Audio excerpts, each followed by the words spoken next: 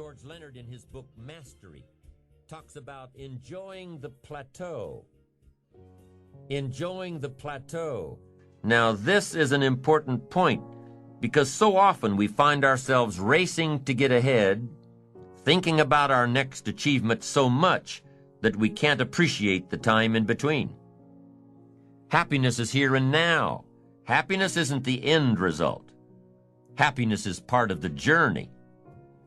There's an old saying that goes like this: the road to heaven is heaven. The happiness that you're searching for in the future must be found today. The success you're after in the future will only be found by working on it today. Success is the balance between the need for active achievement and the satisfaction in taking the time to acknowledge what you've already achieved. Take time to reflect while you're enjoying the plateau. And while you're reflecting back on your past accomplishments, think about something else. Think about the potential within you that's still untapped. Consider these two questions during your time of reflection. Number one, what could I have achieved in the past had I been more diligent? Could I have been more disciplined, worked smarter instead of harder, said no more often to social functions, to community commitments? What could I have achieved in the past had I tried a little differently? Only you can answer this question. It's very personal.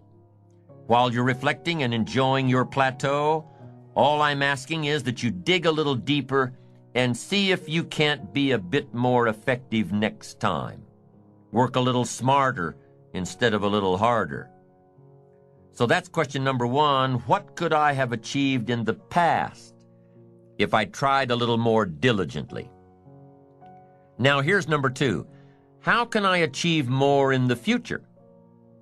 Well, if you take some quality time to thoughtfully answer question number one, you'll probably have a clue as to what's needed in the future. Do you need to work more diligently? Do you need to be more disciplined? Do you need to work smarter instead of harder?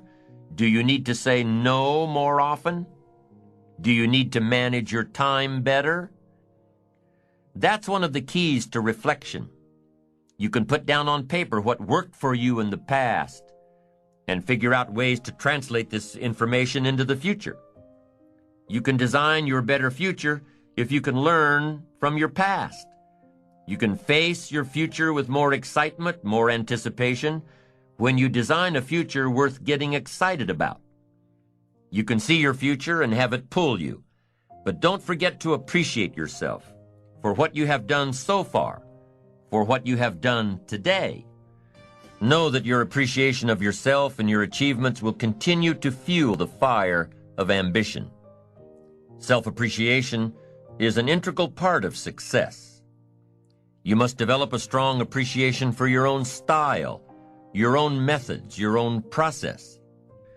Take a self-appreciation inventory. Ask yourself a few questions. Start with number one. What have I achieved in the last 4 days, the last 2 weeks, the last 6 months, the last year, the last 10 years?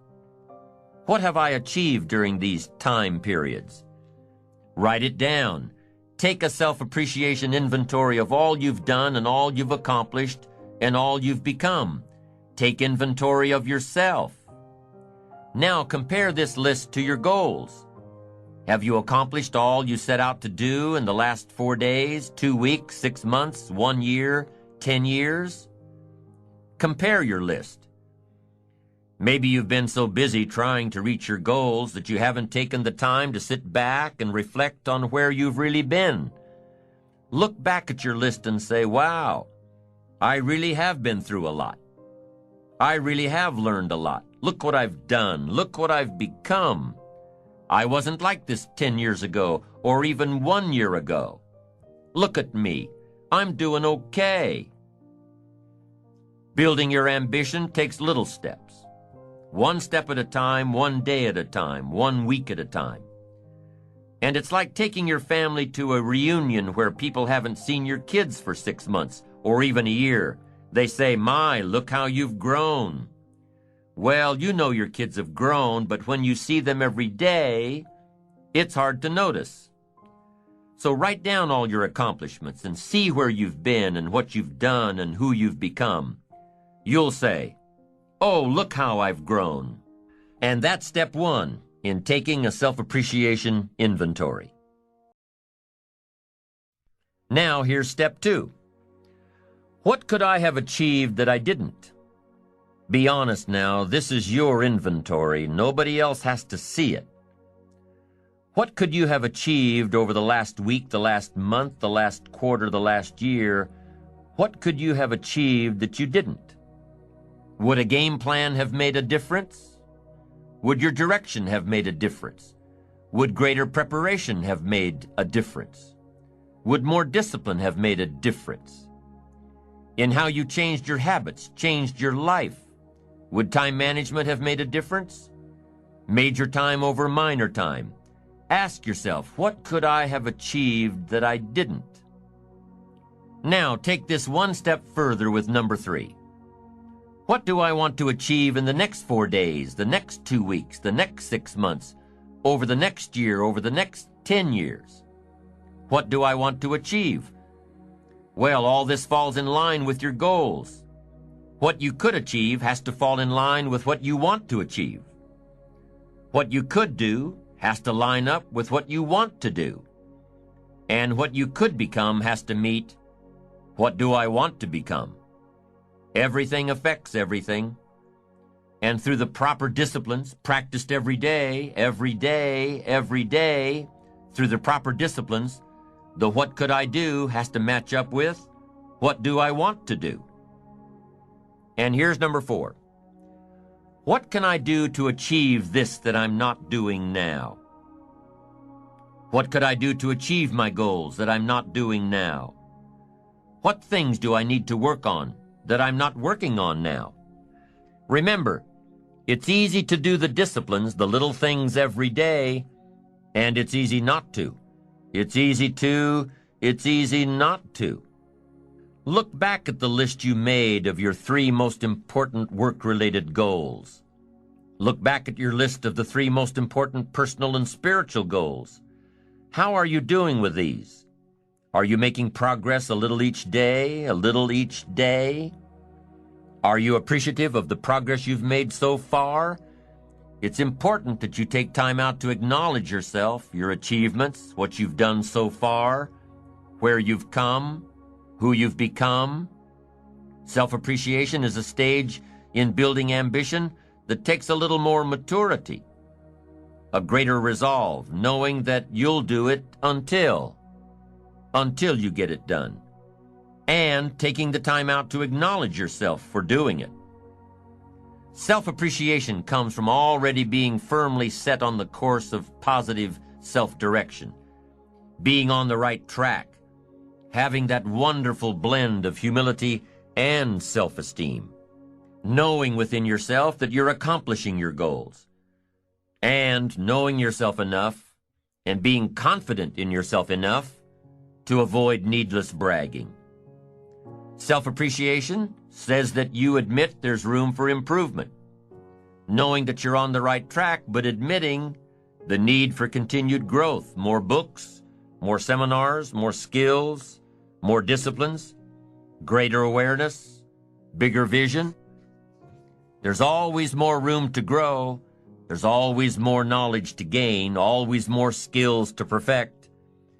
We're never done with the education process because education is part of the path to wealth. Education and learning is part of the path to health. Continued education can turn you around if you're headed in the wrong direction. We need the mental food that others provide. We need mental exercise. We need to open up our minds to different alternatives. We need to learn to appreciate the other side of the debate so that we can strengthen our own and defend our own. We need to expose ourselves to a wide range of thoughts and philosophies and ideologies.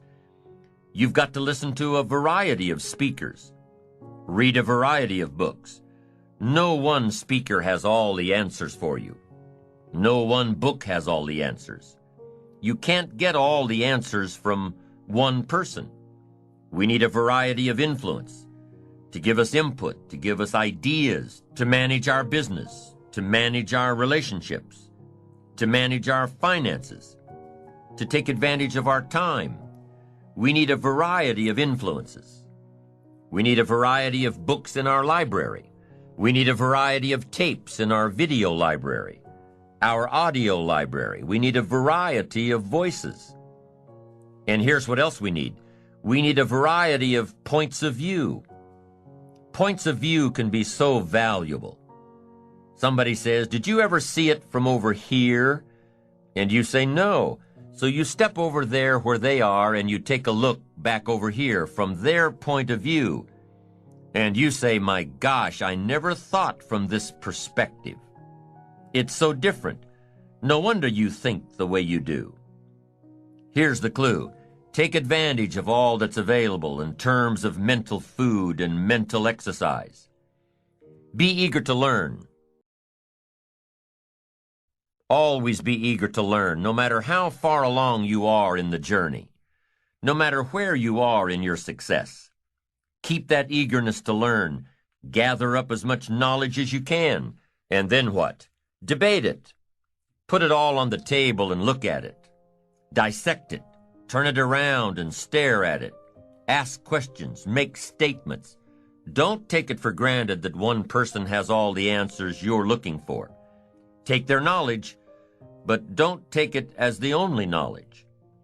Make sure that what you finally do, the model you develop of strong appreciation for your own style and your own methods and your own process for achievement, make sure that what you finally do is a product of your own conclusion. That's what's valuable. Not to just go do what someone says without debating it.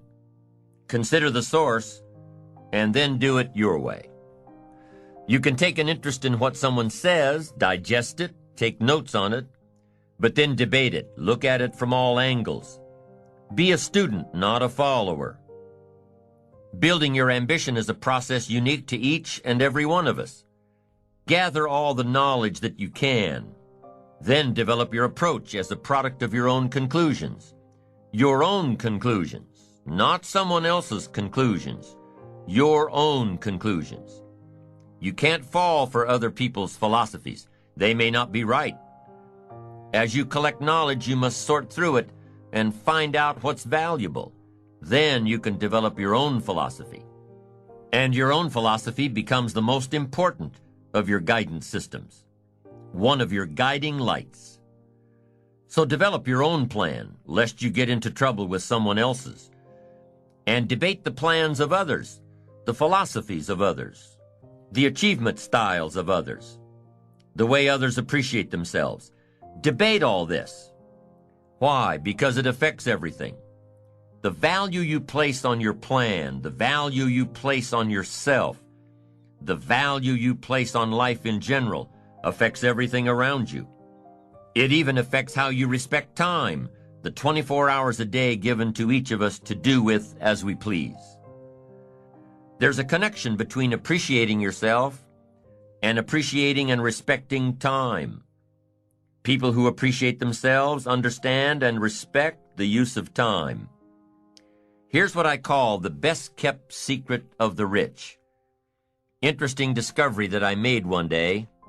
I couldn't believe it when I found out that rich people have about 24 hours a day, and poor people have about 24 hours a day. Wouldn't that drive you mad until you found out what the difference was? I'm telling you, the difference is in the management of the time. A few simple disciplines practiced every day, and your whole life can change. Your future can change. Your income can change.